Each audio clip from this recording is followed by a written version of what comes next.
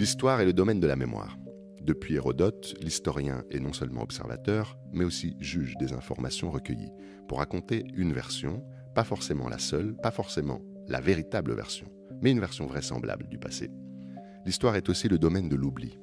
On oublie tout ce qu'on n'estime pas, à titre personnel ou collectif, comme étant digne d'être retenu. On oublie aussi ce que l'on condamne à l'oubli. Les livres d'histoire sont tentés de présence dont on a tenté d'oublier le nom ou le visage pour en retenir seulement le crime, la condamnation, la damnatio memoriae. Parfois, la chute est spectaculaire et les historiens se plaisent à détailler le retournement du destin, qu'on appelle péripétia en grec, et la versatilité de la foule pour montrer la fragilité de l'humain, anthropiné à esthetineia. Comme l'écrivait Cassius Dion, l'historien grec de Rome dont on parle aujourd'hui, avec une équipe de chercheuses coordonnée par Marie Platon, professeure agrégée au lycée Saint-Cernin de Toulouse, docteur en études grecques de l'université Toulouse de Jean Jaurès.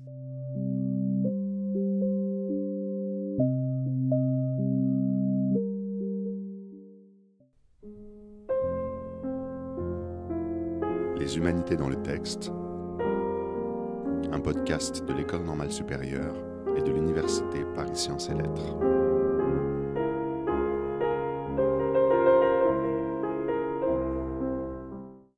Marie Platon, bonjour. Bonjour. Vous avez publié un dossier Odysseum consacré à la chute de Séjan selon Cassius Dion.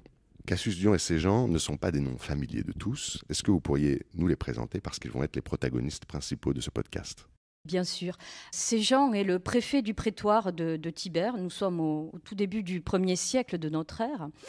Il est le préfet du prétoire, c'est-à-dire le commandant de la garde prétorienne, chargé d'assurer la protection de l'empereur. C'est donc une fonction militaire. Séjan se montre vraiment très efficace dans l'exercice de ce commandement et il se rend bien vite indispensable auprès de Tibère. Il va même lui sauver la vie alors que le plafond de la grotte qui servait de salon à Tibère dans sa villa de campagne s'effondre, donc faisant un rempart de son corps pour sauver l'empereur. Mais si l'on en croit les historiens antiques, et Cassius Dion en particulier, l'ambition de Séjan était si grande, elle était telle qu'il n'hésite pas à éliminer de façon assez brutale tout ce qu'il considère comme des obstacles, quitte à s'attaquer à l'entourage même de l'empereur, et en particulier à Drusus, qui est le fils de Tibère, que Séjan va faire empoisonner avec la complicité de la femme de ce dernier.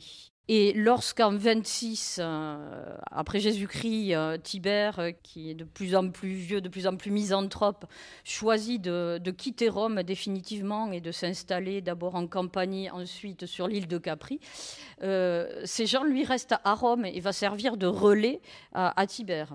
Et peut-être que c'est cela qui va contribuer à aiguiser l'appétit de pouvoir de Séjan, puisqu'il se met à convoiter la succession de Tibère, peut-être même sa place. Et Tibère va finir par soupçonner son homme de confiance de conspirer contre lui. Il va échafauder tout un plan pour l'éliminer en 31 après Jésus-Christ. Cassius Dion maintenant. Cassius Dion est un homme politique romain, sénateur romain, même consul en 229. Il est historien de Rome, mais d'expression grecque. Alors, écrire l'histoire de Rome en grec, c'est une tradition finalement assez ancienne à Rome. Les premiers auteurs d'annales, notamment Fabius Pictor, qui est considéré comme le plus ancien historien romain, on est au IIIe siècle avant Jésus-Christ, écrivaient en grec. Donc, il y a des historiens grecs de Rome. On en connaît d'autres. On connaît Polybe, Denis d'Halicarnasse, Appien, Arrien, etc. Très bien, je crois qu'on a les éléments suffisants pour pouvoir comprendre le texte que vous avez choisi pour nous. Donc non seulement vous l'avez choisi, mais c'est vous qui l'avez traduit aussi. Oui, vous l'avez traduit dans votre thèse. Oui. Donc on peut trouver des éléments plus généraux de ce texte, d'autres textes d'ailleurs que vous avez traduits de l'histoire romaine de Cassius Dion. C'est accessible en ligne, la thèse Absolument, ma thèse est accessible en ligne, oui. C'est voilà. une édition critique, une traduction et un commentaire des livres 57 et 58 de l'histoire romaine de Cassius Dion.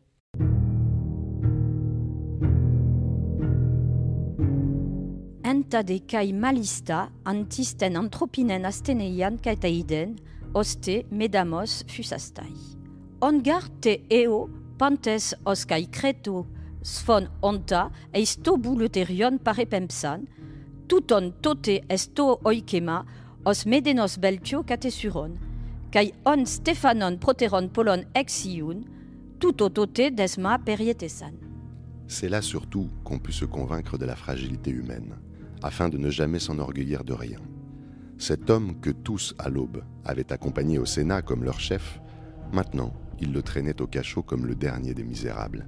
Et lui, qu'ils jugeaient auparavant digne de multiples couronnes, c'est désormais de chaînes qu'il le saignait.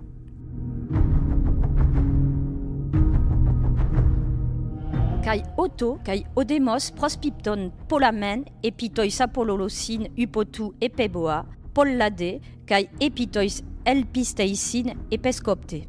Tas te eikonas otu, passas katebalon, kai katekopton, kai katesuron, os kai oton ekeinon aikizomenoi, kai uto teates on, peisestai emelen egigdetu. Et le peuple aussi, se jetant sur lui, se répandait en reproches pour les morts qu'il avait causées, et en raillerie contre les espoirs qu'il avait nourris. Il renversait ses images, les mettait en pièces et les traînait à terre, comme s'il maltraitait l'homme lui-même. Ainsi, ce dernier devenait le spectateur des outrages qui l'attendaient.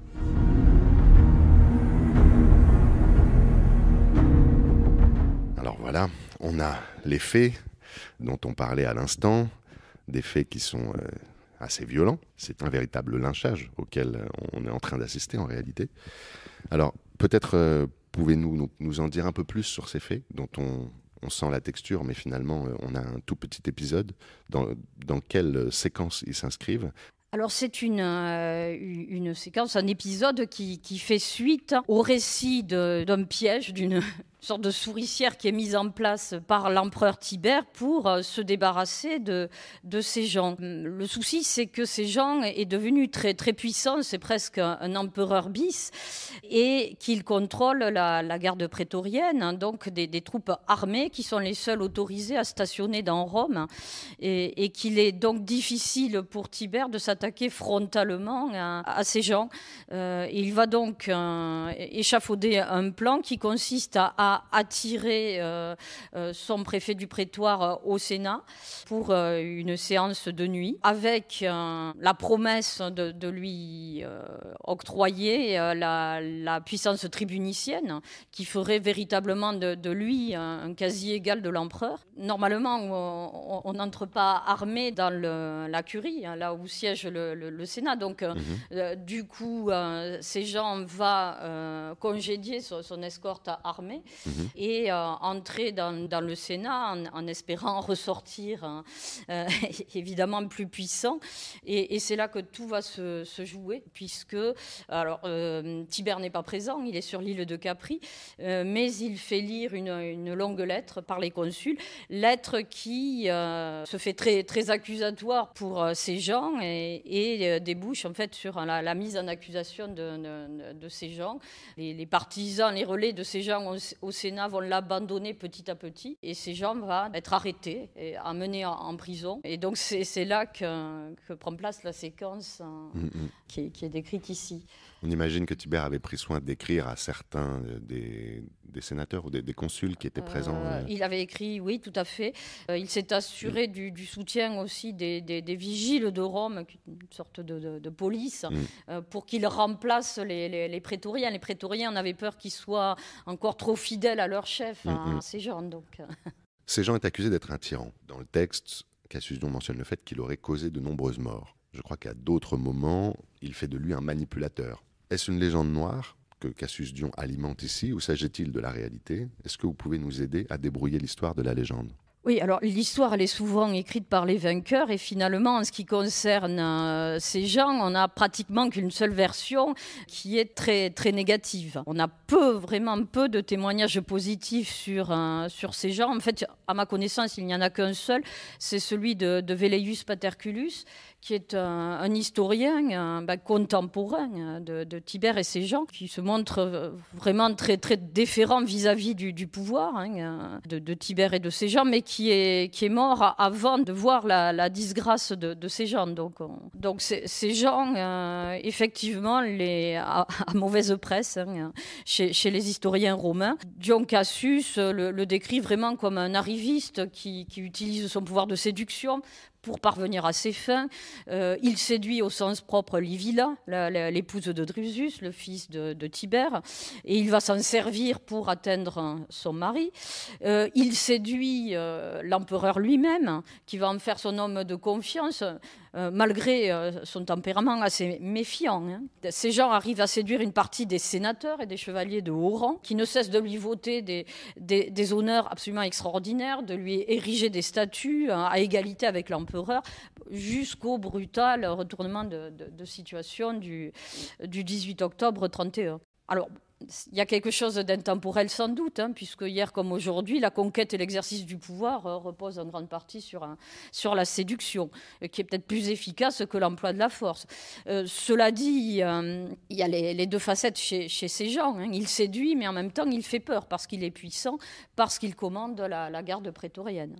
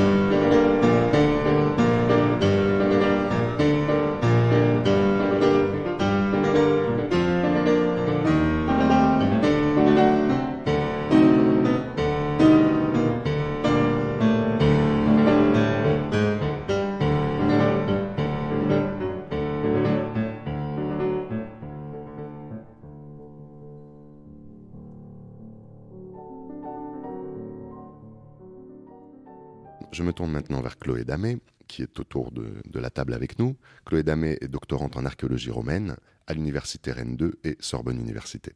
Alors, on vient d'assister à la disparition violente et tragique de ces gens, de sa femme, de sa famille, lui-même ayant causé la mort du mari de son amante, pour rien apparemment, puisque son plan a échoué. Donc, tous ces gens sont morts. La mort laisse place à la mémoire ou à l'oubli. Que reste-t-il quand on a condamné la mémoire d'une personne ? C'est ce que fait Tibère juste après avoir exécuté ces gens. Quelles sont les traces restant de ces gens ? Alors pour répondre à ces questions, en effet, la condamnation de la mémoire engendre la précipitation dans l'oubli de la personnalité qui en est touchée. Et pour cela, alors on retrouve très souvent le nom du damnatus qui est effacé. En principe, des inscriptions monumentales, des archives et même parfois, on le sait, des monnaies. On connaît pour le cas de ces gens une monnaie qui provient d'Espagne et qui est conservée à Rome, sur laquelle son nom et la mention de son consulat ont été effacés. Il s'agit d'ailleurs du témoignage le plus ancien de damnatio memoriae numismatique, c'est-à-dire qui est propre à la monnaie de la période impériale. Oui, alors c'est assez impressionnant. Est-ce qu'on peut s'arrêter sur ces as, ces monnaies dont vous nous parlez ? Parce que j'ai vu sur le dossier Odysseum que vous avez proposé les images.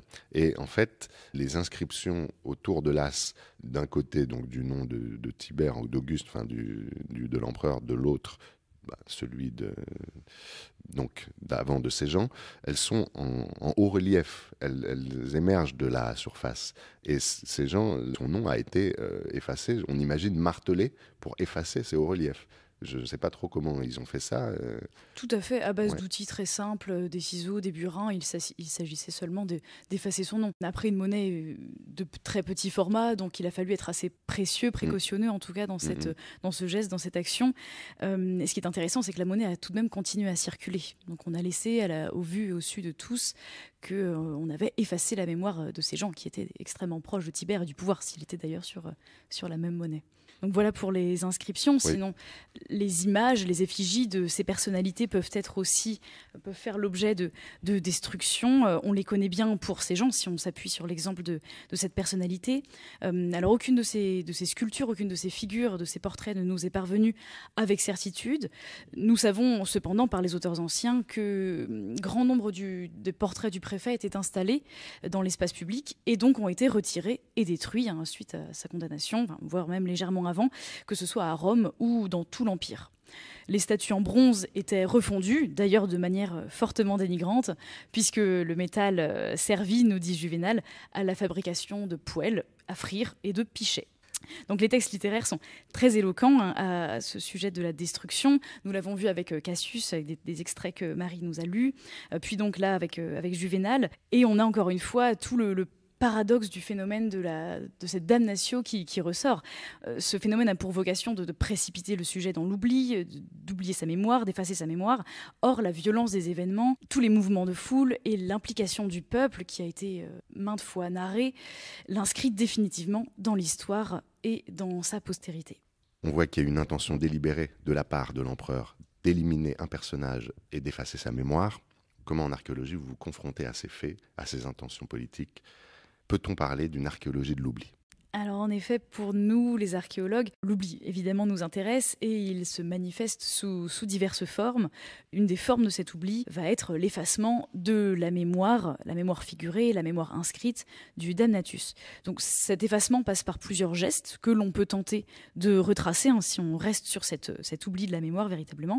Alors pour le cas de ces gens, le texte de Cassius nous narre de façon extrêmement saisissante la violence spontanée des Romains envers les images de ces gens. Lorsque le Sénat délibérait, on le sait. Le texte mentionne d'ailleurs 3 modalités de destruction. L'auteur évoque d'abord la lacération, qui renvoie, on le pense, à la détérioration de portraits peints. Puis, l'auteur évoque le basculement des statues, qui est précisé par les verbes « il tirait de force » et « il jetait à bas ». Donc on imagine la population, sûrement par l'action de cordes, renverser les portraits sculptés d'une base ou de l'élévation des bâtiments que les sculptures ornaient. Donc l'image subit des destructions parfois totales. On l'a vu avec les statues en bronze qui sont refondues, ce qui est attesté pour ces gens par les textes de Juvénal. Mais les sculptures peuvent également faire l'objet de violences, de comportements impulsifs, ce que narre également Cassius. Et plus généralement, à l'échelle de l'Empire, à l'échelle chronologique de l'Empire, nous avons trouvé une foule de restes archéologiques qui illustrent des mutilations, cette fois partielles. C'est-à-dire que l'acharnement, les dégradations vont être ciblées, précises, sur la figure. On retrouve souvent le nez, parfois les yeux qui sont burinés. Le visage peut également être balafré. Et en dehors de ces atteintes à la figure du damnatus, des actions plus soignées permettent de transformer le portrait par une retaille au profit d'une autre personnalité. Donc on va effacer la mémoire figurée d'un personnage en se servant de la symbolique du portrait pour représenter quelqu'un d'autre et donc effacer pour toujours en fait les traits de la personne initiale. Pour conclure sur cette réponse un peu longue, il s'agit donc à la fois pour l'archéologue, mais aussi pour l'historien, pour l'épigraphiste, qui souhaite étudier toutes les mesures prises pour effacer la mémoire d'une personne. Il faut être attentif à tout type de sources anciennes, même celles détruites, et donc les croiser pour parvenir à un discours le plus complet possible. Les humanités dans le texte, un podcast de l'École normale supérieure et de l'Université Paris Sciences et Lettres.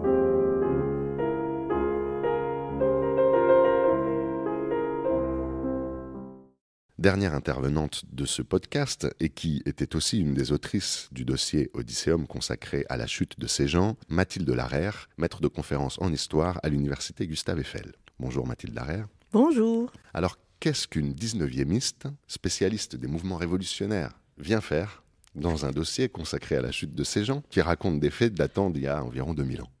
Oui, j'étais un peu l'intruse. Mais je remercie Marie de m'avoir conviée parce que c'était vraiment très intéressant. En fait, Marie m'a demandé, parce qu'au cœur du projet, il y avait un déboulonnage, une destruction d'images. Or, la question de l'iconoclasme révolutionnaire est très travaillée par les historiens et historiennes qui travaillent sur les mouvements révolutionnaires, même si le spécialiste, c'est Emmanuel Furex, qui a écrit L'œil blessé sur toutes ces questions. Mais c'est vrai que voilà, tous ceux qui travaillent sur ces mouvements, on le croise. Et de fait, les révolutions s'accompagnent de ce type de déboulonnage, abîmage on lacère les images, symboles. etc. Et ça de toutes les révolutions, c'est-à-dire que lors de la Révolution américaine, 1775, les patriotes britanniques, donc des colonies d'Amérique du Nord, font tomber la statue de Georges III. Les révolutionnaires français ont ensuite enlevé les différentes statues des rois d'Ancien Régime et enlevé les armoiries de la noblesse qui peuplaient l'espace public à Paris. Si on saute un peu dans le temps, lors de la chute de l'Empire et de la proclamation de la République le 4 septembre 1870, des statues de Napoléon qui étaient dans les mairies, dans certains cas, vont être mises en prison par la foule, dans d'autres, comme la statue qui était à Bordeaux sur une des allées, est carrément jetée dans le fleuve. Donc voilà. Et on retrouve ça par la suite, les statues du tsar renversées lors de la Révolution de février 17. Donc voilà, c'est très fréquent dans les mouvements révolutionnaires. Cela dit, c'est pas du tout propre aux mouvements révolutionnaires. En fait, les mouvements contre-révolutionnaires déboulonnent exactement de la même façon. C'est-à-dire que Napoléon, quand il arrive aux Tuileries, quand il reprend le palais après son coup d'État, il fait effacer, il martèle tous les bonnets phrygiens qui avaient été gravés sur les murs des Tuileries. Il enlève les statues de la déesse de la liberté pour mettre à la place sa statue à lui, tout simplement. Et alors, que peut faire l'historien, que peut dire l'historien quand on le sollicite comme ça dans les médias, dans des contextes un petit peu en ébullition, au moment d'un déboulonnage de statues ou d'une dégradation d'œuvres d'art dans l'espace public? Alors, il doit faire exactement l'inverse de Dion Cassius, c'est-à-dire qu'il ne doit pas juger. On n'est absolument pas pour juger, c'est-à-dire qu'on n'est pas là pour condamner ni pour applaudir.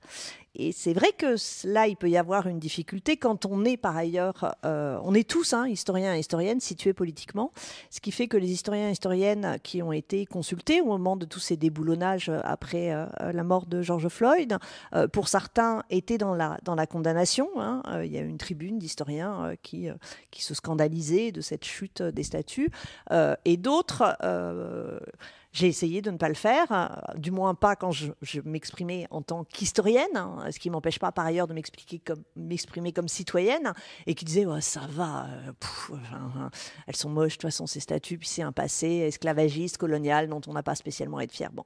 Maintenant, quand on intervient vraiment en historien, en historienne, notre travail d'abord c'est de réinsérer ces actes violents de déboulonnage, de violence matérielle. Par ailleurs, là personne ne meurt. Enfin, Colson il est mort, mais il y a longtemps. Et de les réinsérer dans cette histoire longue pour l'expliquer, pour montrer ce qui se joue, pour voir que on n'est pas dans une espèce d'immédiateté, on n'a pas le nez dans le guidon de l'histoire immédiate, mais qu'on s'inscrit dans une temporalité beaucoup plus longue. Résultat, de recontextualiser, expliquer qu'est-ce qui se joue. Et je pense qu'un des derniers rôles, et ce que j'ai essayé de faire dans mes interventions publiques sur ces moments de déboulonnage, c'est de dire, là, on est là à pleurer sur la statue d'un esclavagiste qui tombe, et on parle au mieux de atteinte à la mémoire, au pire, nous allions détruire l'histoire, effacer l'histoire en rejetant une statue dans un port. Les plus effacés, les plus oubliés de la mémoire et de l'histoire ne sont pas vraiment les esclavagistes, mais plutôt les esclaves, ne sont pas vraiment les grands hommes, mais plutôt les petites femmes, et qu'en fait, nous vivons dans une mise en récit qu'on retrouve parfois dans les programmes scolaires, ce qui pose un certain nombre de problèmes, mais dans l'espace public, c'est encore plus fort, dans les noms que l'on donne à nos rues, à nos places, à nos stations de métro, puisque là, nous sommes à Paris, dominent les hommes, les vainqueurs, ce que disait Marie tout à l'heure, c'est-à-dire des grands hommes, socialement en haut de la cordée, blancs, dans les rapports de domination de classe, et que les vrais oubliés, c'est tous les autres, c'est tous ceux dont Chloé retrouve les objets. C'est les femmes, c'est les petites gens, c'est ceux qui utilisent des pots en terre, et eux, elles sont où leurs statues? Évidemment, on ne peut pas les déboulonner puisqu'elles n'y sont pas.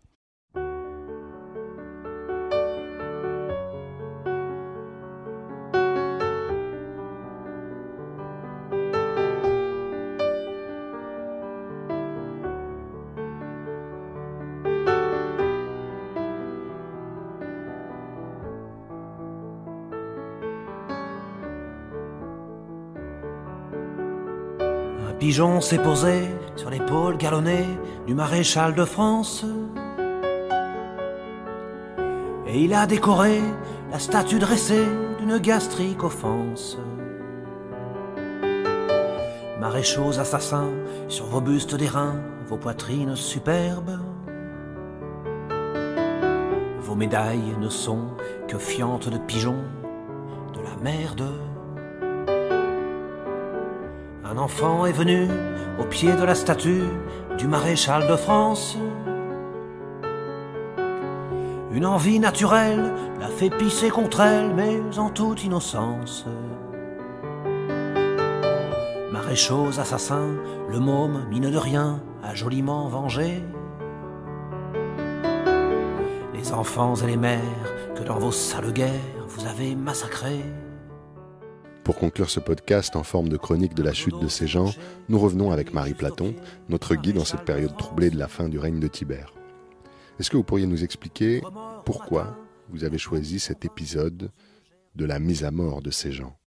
Ce qui est intéressant dans cet épisode, c'est que le méchant n'est peut-être pas celui qu'on croit. Ces gens y apparaît ici comme une sorte de victime expiatoire pour laquelle on peut même éprouver une forme de pitié, d'empathie, malgré tous les crimes dont il a pu se rendre coupable avant. Et finalement, dans cet épisode-là, ceux qui ont le mauvais rôle, ce sont ces anciens partisans. C'est la foule des adulateurs. Et cela, finalement, peut avoir une résonance très, très actuelle parce que cela peut nous conduire à réfléchir à notre propre attitude à l'heure de ce qu'on appelle la cancel culture. Parce que, par exemple, qu'est-ce qu'on cherche vraiment à détruire ou à effacer lorsqu'on choisit de boycotter une personnalité publique que jusque-là on appréciait, que l'on suivait sur les réseaux sociaux, etc. Est-ce qu'on cherche seulement à effacer la réputation, l'honneur de cette personne parce qu'elle nous a déçus, parce qu'on la juge indigne de sa célébrité ? Ou est-ce qu'on ne cherche pas aussi à effacer le souvenir de nos propres erreurs, errements, de nos compromissions, un petit peu comme les partisans de ces gens qui ne veulent pas être entraînés dans la chute de leur idole ? Est-ce que c'est pas aussi un peu opportuniste, dans le sens où on va dans le sens du vent de l'histoire ? Ah, c'est complètement opportuniste. Hein. On pourrait dire que c'est... Alors, ils ne retournent pas leur veste, mais leur toge, les partisans de ces gens. C'est ça. Eh ben, on va finir sur ce retournement de toge. Il y a des fins plus glorieuses, mais bon, c'est comme ça. C'est notre réel politique à nous. Eh bien, merci beaucoup Marie Platon, Mathilde Larère et Chloé Damé pour votre intervention dans ce podcast consacré à la chute de ces gens, raconté par Cassius Dio.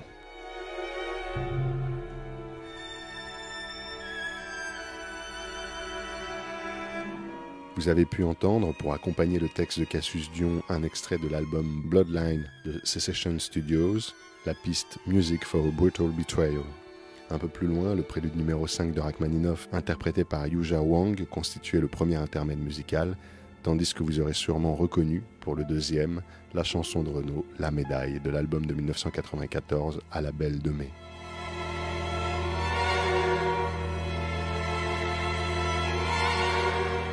Ce podcast vous a été présenté par Émile Gaillozo, responsabilité scientifique en Cadane, mais il est temps de se quitter avec les dédales de Carole Beffa.